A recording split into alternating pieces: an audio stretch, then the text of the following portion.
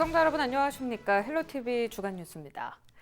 지난 12일 오전 김해 상동면의 한 공장에서 화재가 발생해 5명이 부상을 입었습니다. 인화성 액체를 저장하는 창고에서 불이 났는데 진화가 쉽지 않았는데요. 인화성 물질이 폭발하면서 불이 계속 커져 접근이 쉽지 않았기 때문입니다. 장보영 기자가 취재했습니다. 김해 상동면의 한 공장입니다. 새카만 연기가 무섭게 치솟고 주변 하늘이 어느새 검은 연기로 가득 찹니다. 펑 소리가 나더니 불길은 더욱 거세지고 활활 타오릅니다. 소방관조차 접근이 어려울 정도입니다. 소방당국은 윤활유 첨가제와 같은 인화성 물질로 진화에 어려움을 겪었습니다. 불은 12일 오전 11시 38분쯤 시작됐습니다. 윤활유 첨가제 200리터들이 400여 개가 저장된 창고 한 동을 태우던 불길은 인근 공장 4동으로 옮겨 붙었습니다. 소방당국은 낮 12시 50분쯤 대응 2단계를 발령했고 소방, 경찰 등 162명과 특수차량을 동원해 화재 진압에 나섰습니다. 공장 관계자 1명이 화상을 입었고 소방관 3명이 탈진하는 등 5명이 부상을 입었습니다. 상당히 소방에서 접근하기가 쉽지 않습니다. 그래서 지금 저희들이 특수 차량인 꿀절 차량을 이용해서 화재 현장 주위에 인근 주민들께서 접근하시는 위험하기 때문에 접근하시는 일이 없도록 지난해에도 근처 공장에서 화재 사고가 있었던 상황. 주택으로 불이 옮겨 붙지는 않아 인근 주민들은 놀란 가슴에 쓸어내렸습니다. 우리 집이 또 바로 뒤에 공장이고 이러니까 주택 엄청 지금 놀래가지고 지금 정신도 못 먹고 이때까지 이렇게 벌벌 떨고 피난 갔다 방금 지금 돌아온 길이에요. 화재 후 5시간여 만에 불길이 잡힌 가운데 소방은 정확한 화재 원인을 조사하고 있습니다. 헬로티비 뉴스 장보영입니다.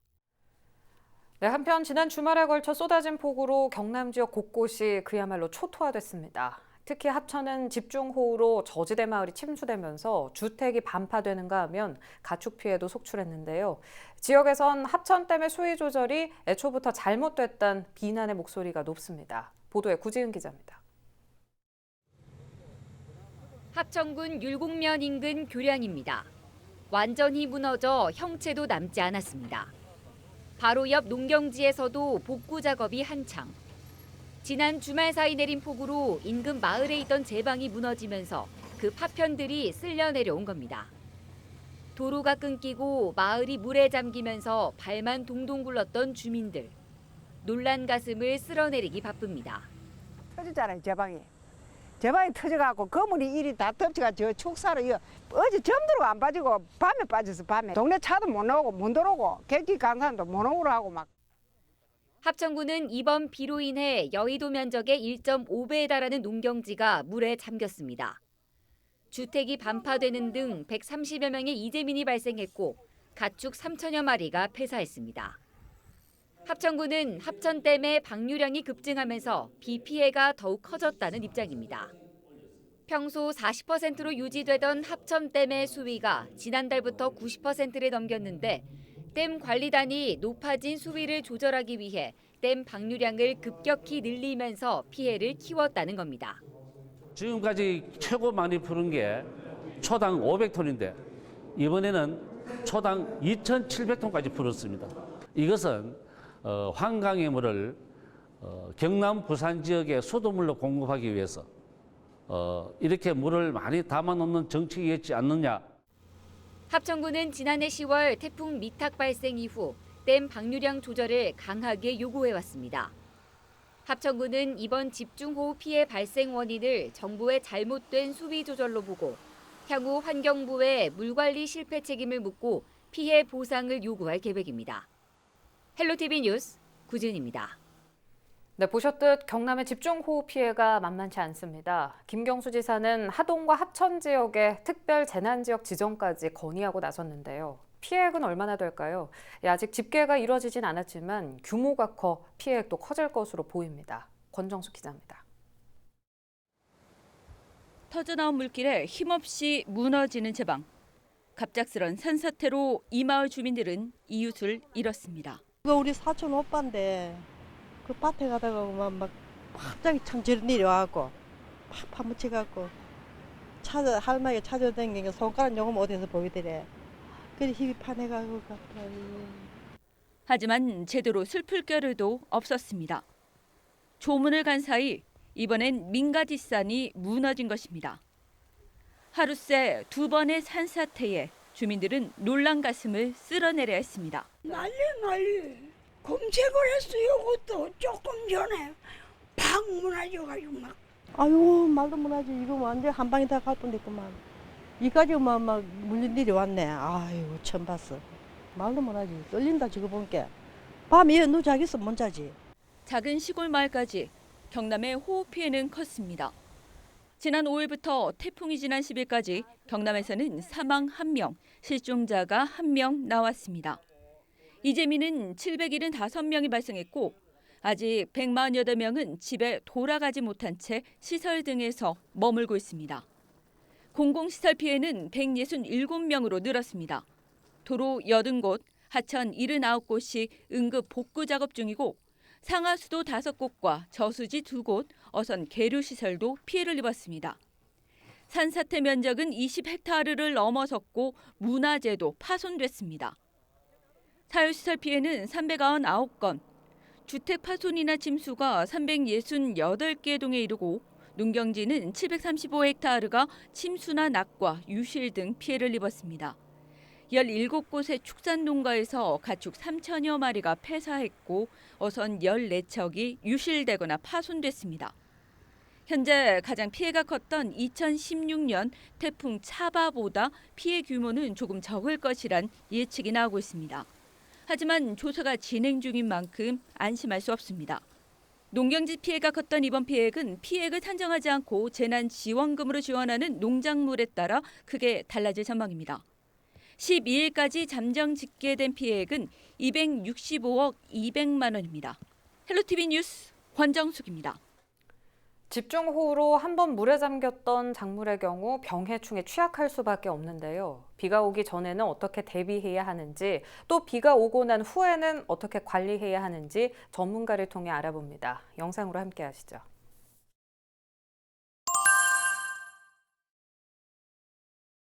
우선 사전 대응으로 먼저 집중호우 예보가 있을 때는 논밭두렁을 사전에 점검하고 미리 논두렁에 물구를 만들고 비닐 등으로 피복하여 붕괴를 방지합니다. 또한 배수로에 잡초를 제거하여 원활한 물빠짐이 될 수 있도록 유도합니다. 밭작물의 경우는 배수로를 깊게 설치하여 습해를 사전에 예방하고 지주를 설치하여 쓰러짐을 방지함과 동시에 비 오기 전에 주요 병해충 예방 약제를 살포합니다.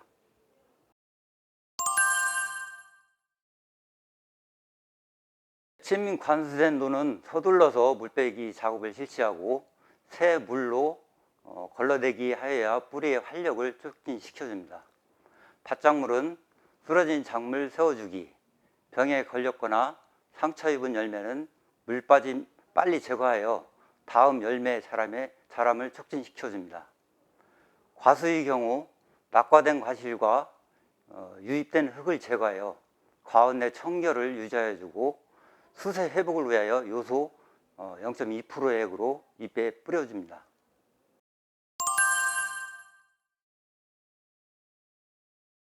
지속적으로 많은 비가 와서 일조량이 부족하면 벼 생육이 약해질 뿐만 아니라 높은 습도로 인해서 병해충 발생에 좋은 환경 조건이 만들어집니다.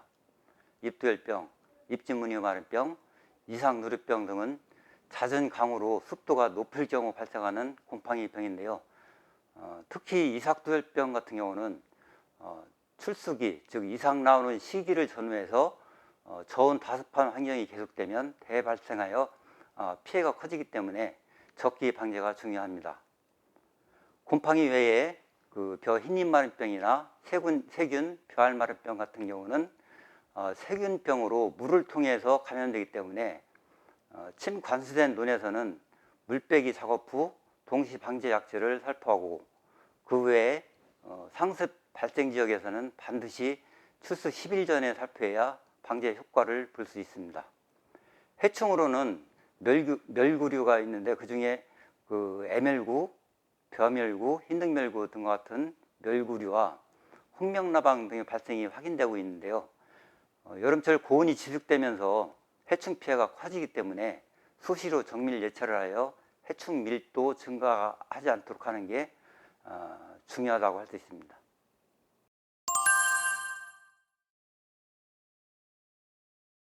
집중호우로 인하여 피해를 입었을 경우에는 먼저 시군 면사무소나 지역 주민센터에 피해 신고를 해주시고 재해보험에 가입한 농가는 농작물 재해보험 조사 완료 후 피해 복구 작업을 하시면 되겠습니다. 또한 일순 돕기가 필요한 경우 시군 일순 돕기 창구로 신청하여 주시기 바랍니다. 네, 다음 소식입니다.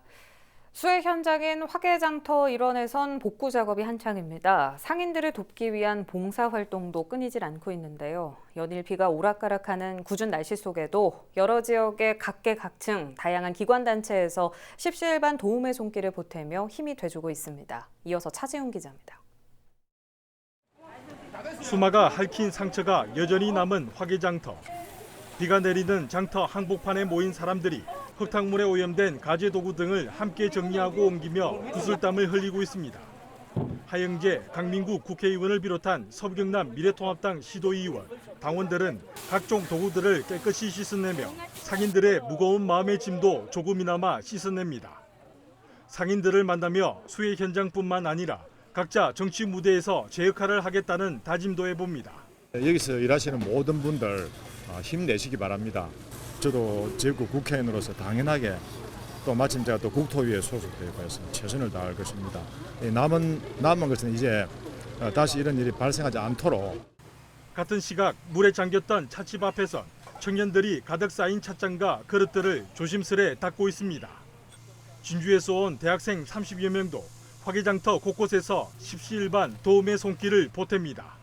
상인들도 이제 최선을 다해서 생계를 유지하시려고 하는데 저희 대학생들도 거기에 이제 보탬이 되고자 하는 바람입니다. 소방대원과 사천에서 온 자원봉사자들 사이에서 함께 그릇을 씻고 정리 작업에 분주한 사람.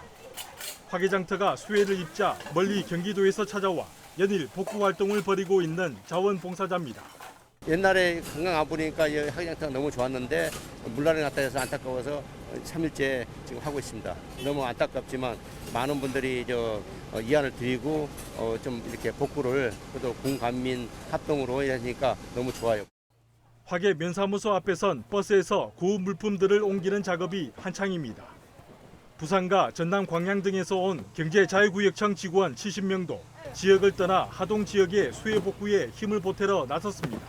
비록 멀리 있지만 우리 부산 진해 경제자유구역청에서도 이렇게 어려움을 당했을 때 이웃에게 따뜻하게 손을 내미는 그런 또 다른 이웃이 있다는 점을 알려드리고 싶어서 왔습니다. 이날 또 남해군수와 전남 지역 지자체장들이 화개장터 수해 현장을 둘러보고 남해안 남중권 발전협의회 차원에서 구호성금을 전달했습니다. 대한적집자사 경남 지역 회원들은 복구 인력들에게 연일 식사를 제공하고 있고 지난 10일엔 인근 광양시 자원봉사자와 사천 남해 하동 더불어민주당 당원 등이 든든한 지원자로 나섰습니다. 상인들도 다시 힘을 내봅니다. 해야 할 일이 너무 많아요. 그래서 이제 다행히 이제 봉사자들이 하니까 같이 손발을 맞춰가지고 이제 이렇게 하니까 이제 정신도 좀 차려지고 이제 많은 힘이 됩니다. 물에 잠기고 쓰레기들로 가득 찼던 화개장터. 하동군 내외 다양한 피해 복구 지원과 응원 목소리에 조금씩 옛 모습을 찾아가고 있습니다. SGS 차지훈입니다. 동양의 나폴리로 불리는 통영은 남해안을 대표하는 관광 도시죠. 휴가철인 요즘 관광지 인근 식당들의 비위생과 불친절 등이 온라인상으로 확산되면서 통영 이미지에 악영향을 주고 있다는 우려가 나오고 있습니다. 표영민 기자입니다. 통영 동피랑 벽화마을입니다. 비가 오는 궂은 날씨지만 본격적인 휴가철을 맞아 사람들의 발길이 이어집니다. 관광객들은 벽화 앞에서 사진을 찍거나 남해안 바다를 바라보며 추억 쌓기에 여념이 없습니다. 아주 큰 건물이나 이런 건 없는데 그래도 좀 역사적인 장소도 있고 되게 동네 자체가 건물이 좀 아기자기하고 이 동피랑도 마찬가지지만 건물도 예쁘고 작지만 예쁘고 그러네요. 네. 한 해 500만 명 이상이 찾는 통영은 남해안을 대표하는 관광 도시입니다. 하지만 최근 온라인상에서 관광지 인근 식당에 비위생과 불친절 등을 지적하는 글들이 잇따르고 있습니다. 한 식당의 된장에서 밥풀이 나왔다고 주장하는 글부터 가족여행 중 겪은 직원의 불친절과 바가지 요금에 대한 불만 섞인 내용 등이 담겼습니다. 이처럼 음식점에 대한 민원이 계속되자 지자체도 팔을 걷어붙였습니다. 통영시는 7월 한 달간 음식점마다 위생 마스크를 지원하고 식중독 예방 지도 점검에 나선 겁니다. 또 여름 휴가철인 8월부터 지역 내 2,300여 개 일반 음식점을 대상으로 위생 교육 등을 강화할 계획입니다. 또 지도 점검반을 또 편성하였고 저희들이 그 다종 일용식집인 횟집 또 주변의 횟집 여러 가지 저희들이 직접 방문을 해가지고 또 수고 검사도 하고 교육도 시키고 또 저희들이 홍보를 철저히 해서 그 식품 안전 관리에 만전하게 하겠습니다. 휴가철 특수를 노린 일부 음식점들의 무책임한 영업 방식이 관광도시 통영의 이미지 실추로 이어지지 않을까 우려가 커지고 있습니다. 헬로티비 뉴스 표영민입니다.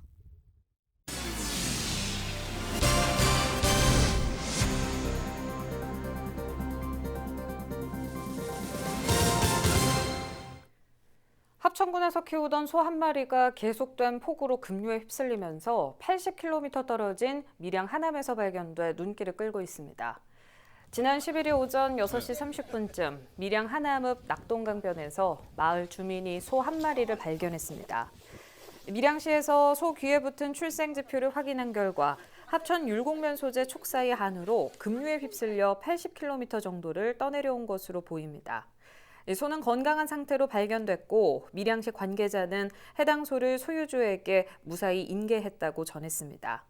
해당 소의 소유주는 위험을 무릅쓰고 구조해 놀랍고 감사하다는 말을 전했습니다. 2020년 일본군 위안부 피해자 추모 문화제가 지난 12일 저녁 마산 하포구 오동동 문화광장에서 열렸습니다.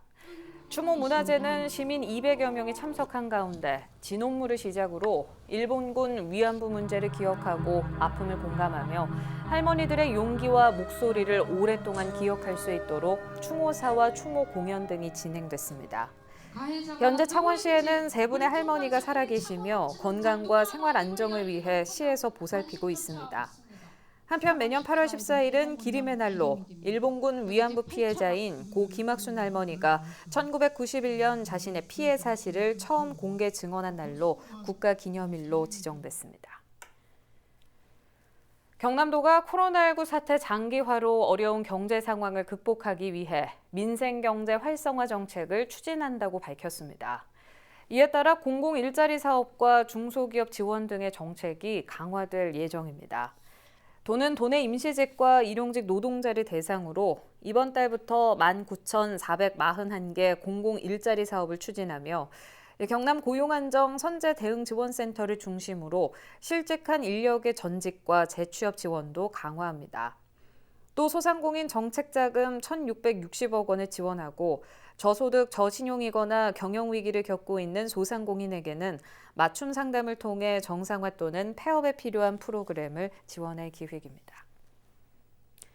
김해공항 국제선 운항이 조만간 시작될 것으로 보입니다. 중앙방역대책본부는 다음 주 중 김해공항 국제선 운항 재개 가능성 검토 안건을 협의할 예정입니다.